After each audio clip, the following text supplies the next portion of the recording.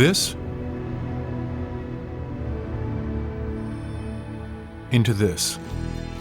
Since 1901, that's been the goal of the federal Shelterbelt program. At Agriculture and Agri-Food Canada's Shelterbelt Centre in Indian Head, Saskatchewan, we've grown and distributed enough trees to circle the entire planet, over 570 million in total.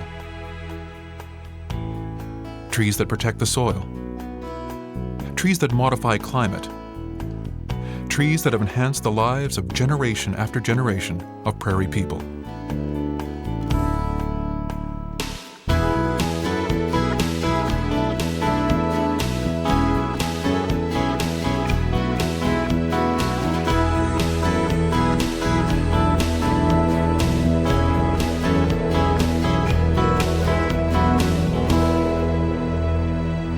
Shelterbelts have transformed life on the prairies over the past 100 years.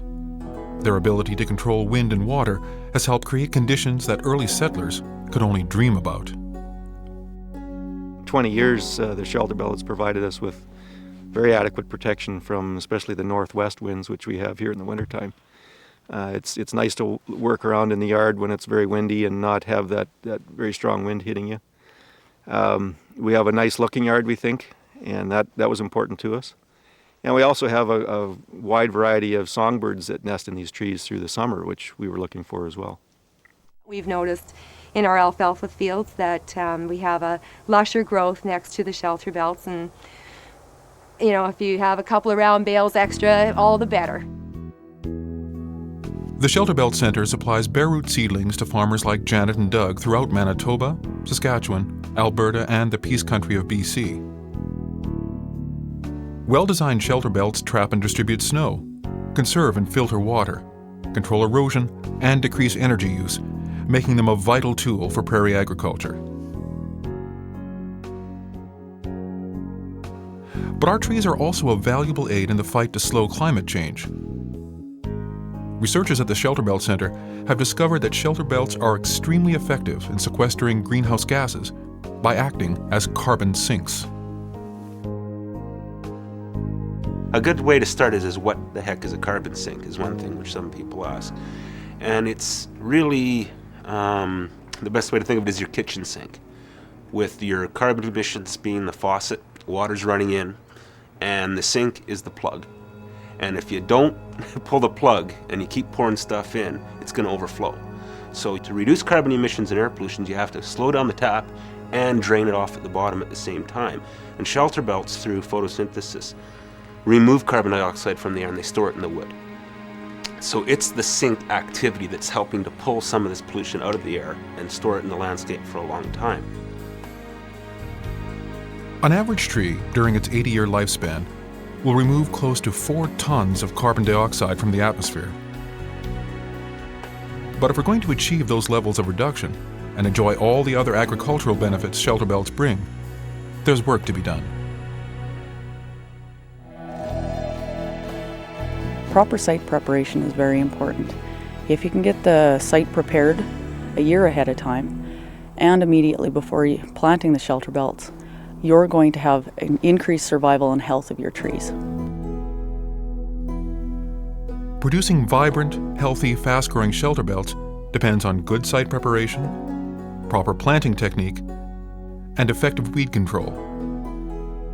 Following these procedures can drastically reduce seedling mortality and increase tree growth by 70%, saving you time, effort, and money.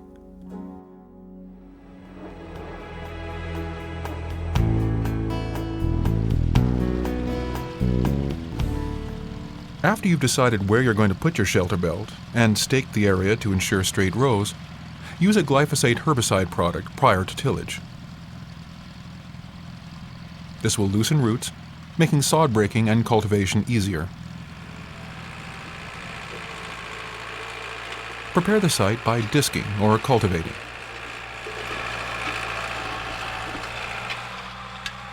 Work the soil until it's loose and black to at least 15 to 20 centimeters or 6 to 8 inches. How long this takes will depend on soil conditions.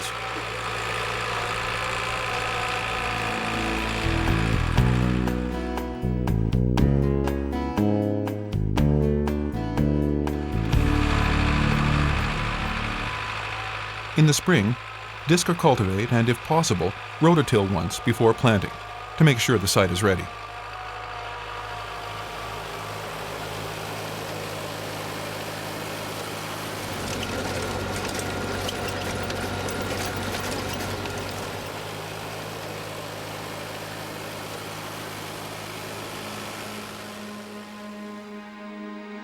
When you're done, your soil should look like this. No crop residue, sod, soil clumps, weeds, or large stones present.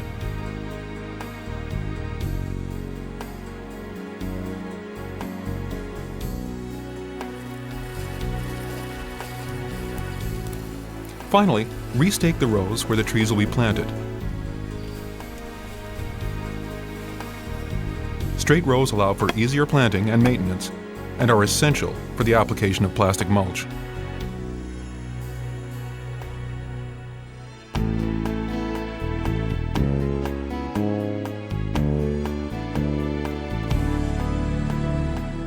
The Shelter Belt Center supplies seedlings in sealed packages or bales. Now, even properly stored, these packages can only be kept for 5 days before survival rates begin to drop. So after receiving your trees from the Shelter Belt Center, plant the seedlings as soon as possible. If planting is delayed, store the sealed packages in a cool, dark location, such as a garage, bin, or Quonset.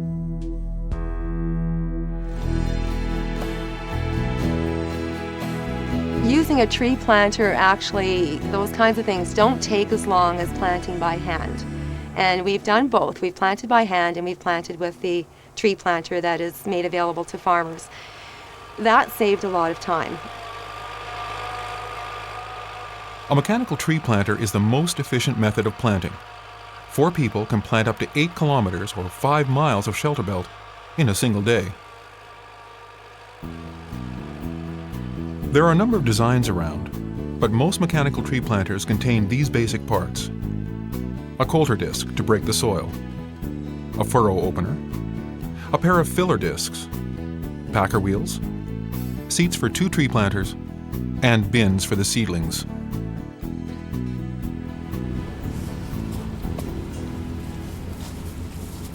When you pick up the machine, block the tires to keep it from rolling. Then jack the planter into position for your tow vehicle.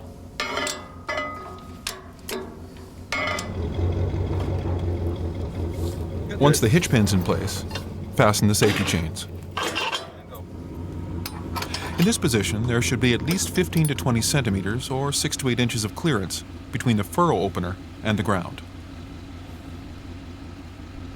It's also a good idea to do a walk around to make sure everything's secure before heading out on the highway.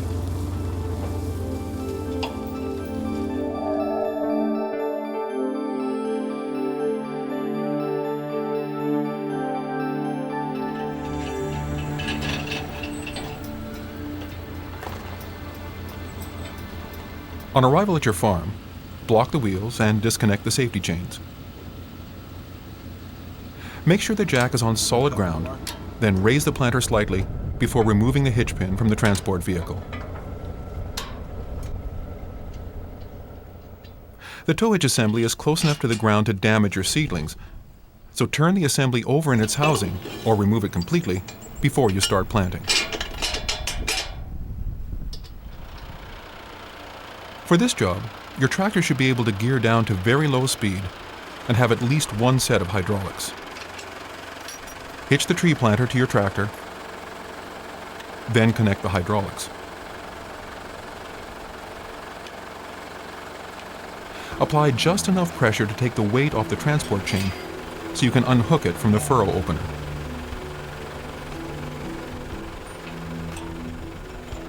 Check the planter for loose or worn bearings on the discs, then grease the machine.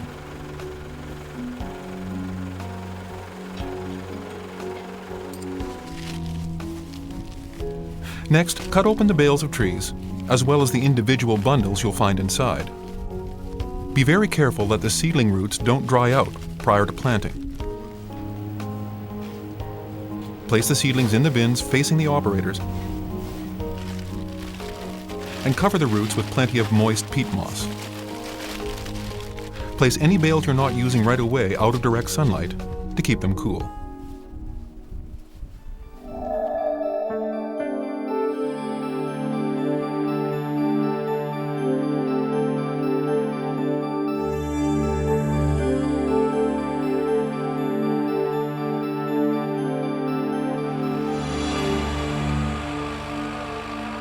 Align the tractor and planter with your stakes, then stop.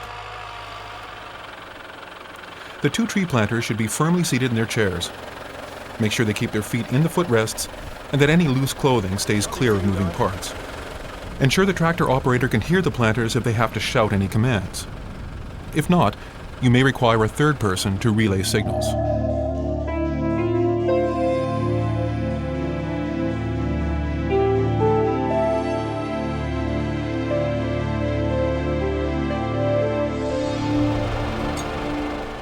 Next, set the planting machine to the correct depth. When the furrow opener is lowered, it cuts a furrow into which a tree is placed. The furrow has to be deep enough to ensure the roots aren't bent. If there isn't enough room for the roots, set the furrow opener deeper by using the hydraulics. Generally, about 5 centimeters or 2 inches should be exposed, though this will depend on the size of the seedling.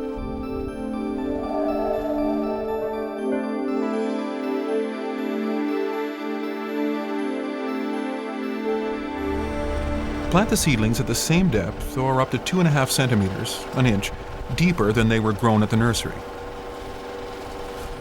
You can identify that level by the color change on the bark.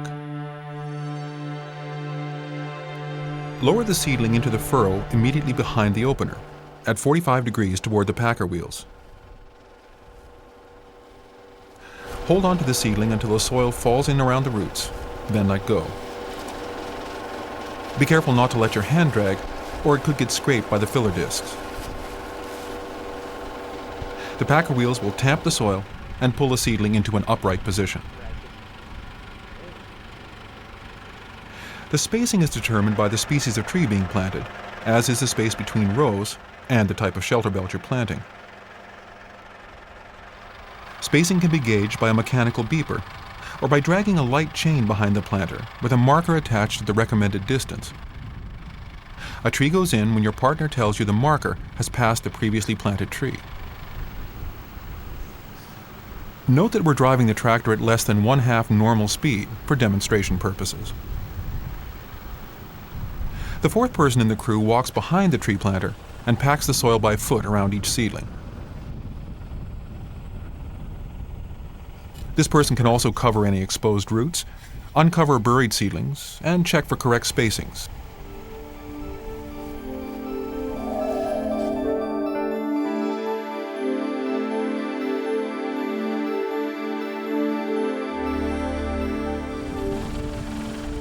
When you finish planting for the day, remove any remaining trees from the bins and place them in 5-gallon pails with moist peat moss covering the roots. Store the pails in a dark, cool place until you're ready to resume planting. Once all your planting is done and you're ready to return the machine, make sure the furrow opener is raised high enough to attach the transport chain and provide 15 to 20 centimeters or 6 to 8 inches of clearance when you attach to your tow hitch. Then uncouple the hydraulics and unhitch the planter.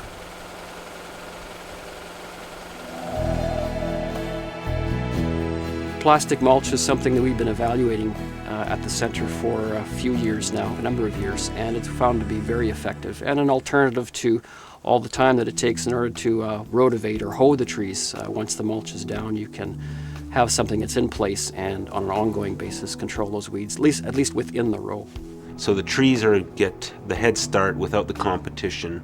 They get full access to the moisture and nutrients available. And they also get the added benefit of having a warmer soil and medium to grow in, so they'll actually grow faster than trees planted without plastic mulch. Plastic mulch not only retains water in the soil under it, it helps wick water from the surrounding soil. It improves tree growth and survival by blocking out sunlight and preventing weeds from competing for moisture, nutrients, and light within the tree row.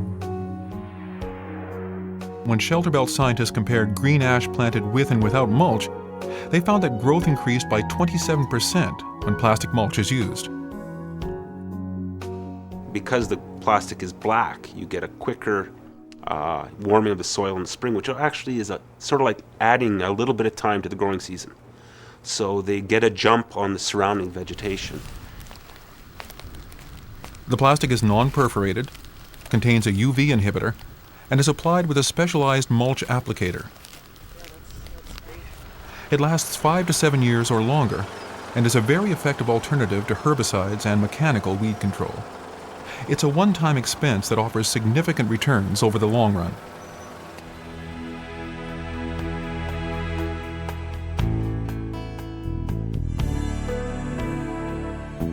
The mulch applicator developed by the Shelterbelt Center consists of a built-in jack, a set of rollers that hold the mulch, 2 furrow-opening coulters, 2 land wheels to hold the plastic in the furrow, 2 furrow-closing double discs that bury the edge of the plastic, a pair of road wheels for transport, and a seat for the operator.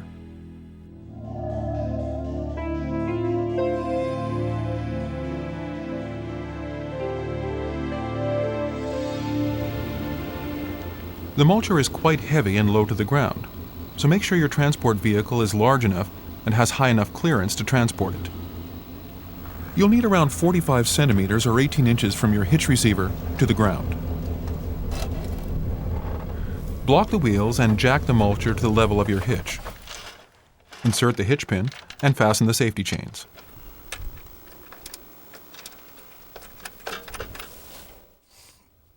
Do a walk around to make sure there's nothing loose on the mulcher before taking it out on the highway.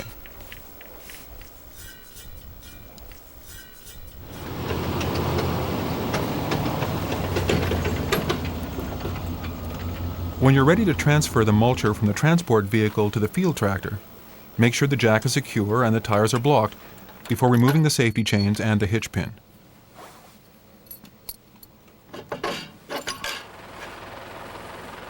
Once the applicator is hooked to a suitable field tractor, one with an axle wide enough that it doesn't pack down the soil directly in front of the mulcher, remove the jack and mount it as a footrest.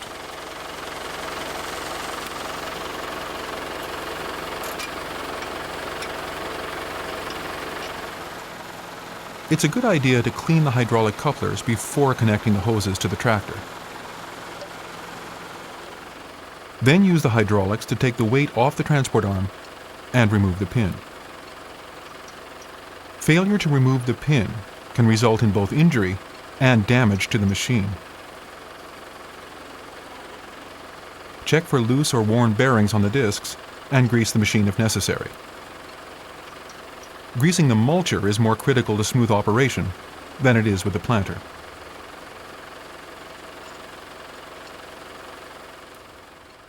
The ground should be in the same condition as for tree planting, so level out all the ridges from the planting process prior to mulching. This will help the plastic lay flatter and tighter and will extend the life of the mulch. The machine won't apply the mulch correctly if the soil is too wet or improperly prepared. Proceed to the first row and, starting 3 to 5 meters or 10 to 15 feet back from the row, align the tractor and applicator to straddle a line of trees.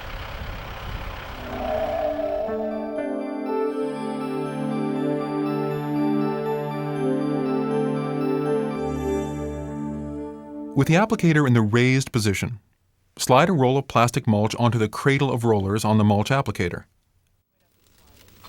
450 meters or 1,500 feet of plastic mulch weighs 34 kilograms, which is 75 pounds, so be careful not to strain your back or pinch your fingers between the plastic roll and the applicator.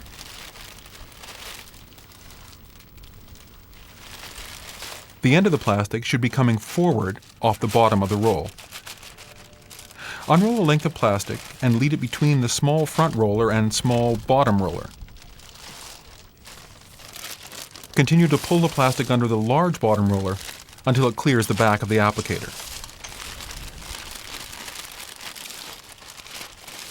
Then have someone stand on the end, far enough away to be clear of the rear discs.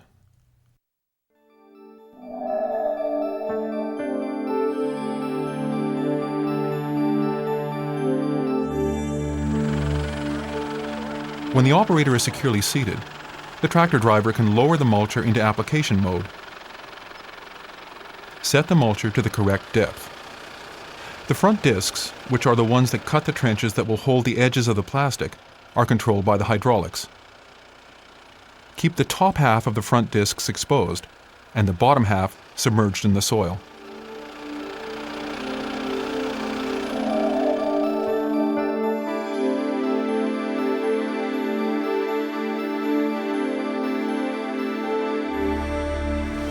Make sure the two land wheels are adjusted properly in the furrow. That means they're holding the plastic firmly in the trench, but without so much pressure that they damage the mulch. The height of the rear discs is determined by lengthening or shortening the turnbuckles attached to the transport wheels. The rear discs have to be low enough to bring the majority of soil back onto both edges of the plastic as evenly as possible. If they aren't set correctly, the plastic won't apply properly, and you may get exposed edges that will have to be filled in by hand.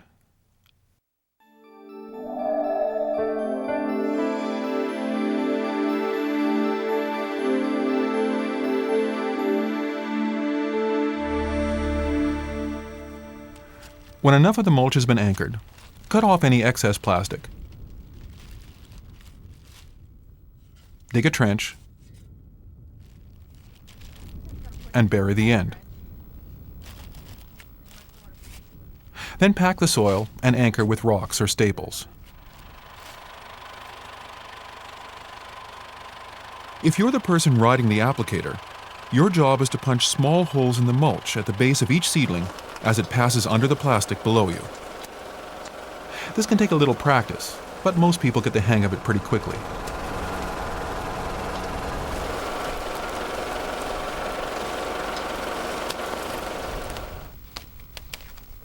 It's the job of the people following behind to pull the seedlings through the plastic.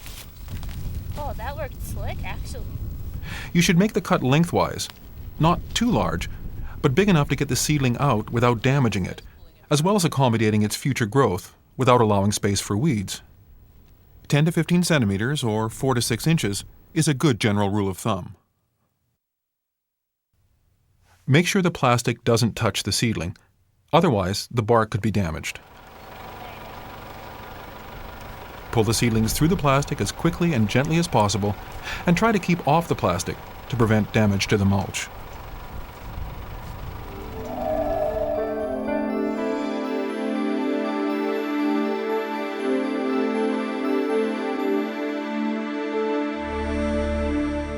To allow more water to funnel into the hole, you can place a staple at the base of each tree. If staples aren't available, rocks will work just as well. This technique also reduces the chance of rodent damage under the plastic. At the end of each row, apply mulch for about 1 meter or 2 to 3 feet past the last seedling. Then stop the tractor. Cut the plastic. Raise the applicator. Pull away and start to line up with the next row.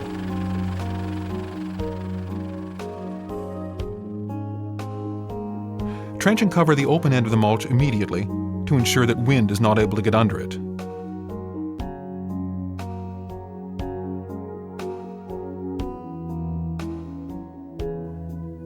When a row is finished, you can carefully run a tractor, truck, or ATV tire along the ground at the edge of the secured plastic to help pack and stabilize the soil. Smooth tires are less likely to damage the plastic, but visibility is a consideration as well. You don't want to drive on the mulch.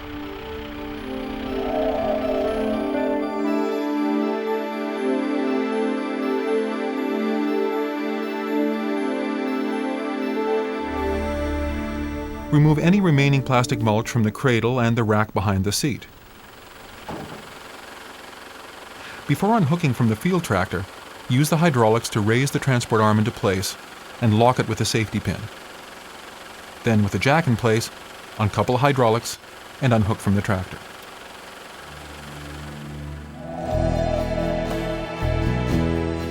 The time when the weeds are growing is the time in the spring when you're busy with seeding and all the spraying work. So by the time you get to the weed control in the trees, they can be beyond you. So it's very important in our mind to find a program for weed control in the first few years of establishment. And if you're able to get rid of the weeds, then you're able to increase the chances of survival and the health of your trees. Studies at the Shelterbelt Center have shown that your survival can be increased by 70% if you perform good weed control after planting.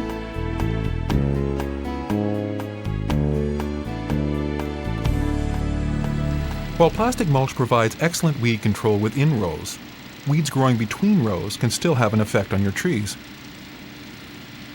One solution is to plant a non-competitive grass between the rows.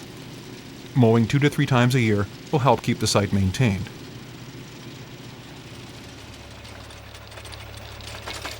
If grass isn't planted, regular cultivation to kill weeds between the rows is an option. Just be careful when you're working the soil beside the mulch that you don't damage the plastic with the machinery. Weeds and grass can also be controlled by registered chemicals.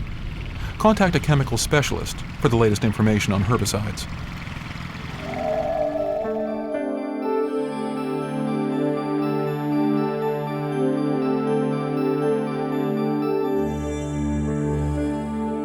Plastic mulch ensures that normal rainfall will provide enough water for growing trees. This is a particular advantage for conifers, which often need extra care and watering. For any species, supplemental watering may be needed during extended dry periods.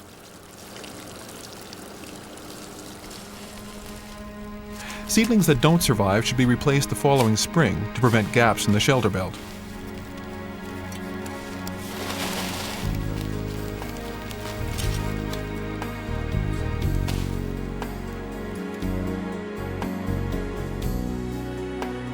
Regular inspection is also necessary for early detection of insect or disease problems. Plastic mulch will last at least 5 to 7 years if it's properly maintained. Although the plastic is quite tough, you should inspect it annually at a minimum, making sure the edges are secured. If you find any large rips or holes, you can repair them by first using staples to close the gap, second, stabilizing with rocks, and third, covering with soil.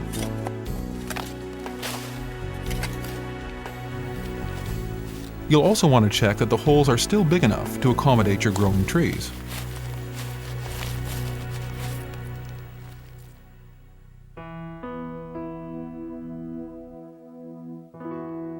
After the 5 to 7 years, the plastic can be removed, but it doesn't have to be. After that long on the ground, leaf litter from the established trees will usually have covered the plastic, and there'll be no need to remove it.